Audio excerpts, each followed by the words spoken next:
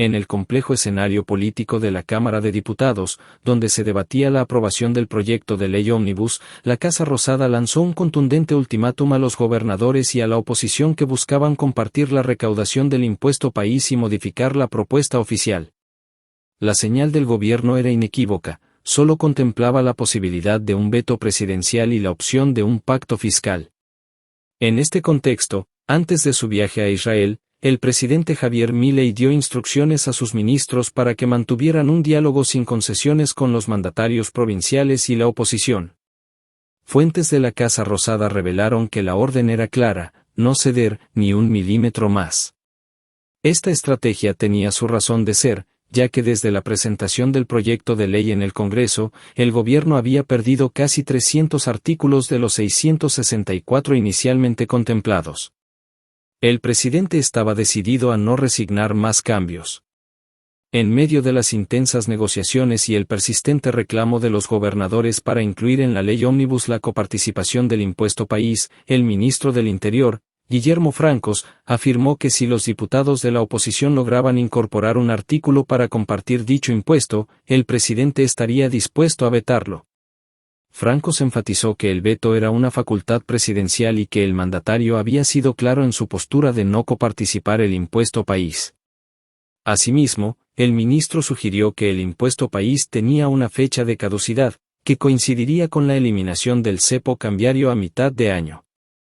Simultáneamente, la estrategia de la Casa Rosada buscaba que los gobernadores se sentaran a negociar un pacto fiscal para redefinir el esquema impositivo en su totalidad. El portavoz oficial, Manuel Adorni, anunció que después de aprobar la ley ómnibus, se discutiría el paquete fiscal que previamente había sido eliminado. A pesar de ello, no se había planificado aún una reunión con los mandatarios provinciales, y la Casa Rosada se limitaba a mantener contactos puntuales con algunos gobernadores a través de Francos o el jefe de gabinete, Nicolás Posse. Francos reconoció que los recursos coparticipables de los mandatarios provinciales se habían reducido, generando una situación de estrés para ellos. Recordó también la eliminación de la cuarta categoría del impuesto a las ganancias como una decisión política vinculada a la campaña electoral. El ministro del Interior enfatizó que, una vez aprobada la ley ómnibus, era necesario discutir todo el sistema tributario y buscar maneras de reducir la elevada carga impositiva.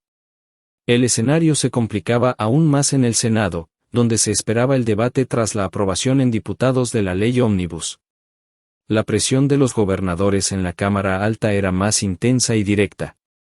Fuentes cercanas a la vicepresidenta Victoria Villarroel reconocieron que la postura firme de Milei frente a los gobernadores tendría un impacto en el voto de los legisladores opositores en el Senado. Sin embargo, también señalaron que todo estaba en juego, ya que aún no se conocía el resultado final del proyecto en diputados. Los funcionarios de la presidenta del Senado expresaban su incertidumbre al afirmar que no sabemos con qué clase de pelota vamos a jugar el partido, indicando que dependían en gran medida del resultado de las negociaciones en diputados para avanzar en la etapa de debate del Senado. En esta instancia, el bloque de la Libertad Avanza enfrentaba una minoría aún más reducida que en diputados y se veía amenazado por los 33 senadores peronistas que podían alcanzar los 37 votos necesarios para lograr el quórum y sesionar.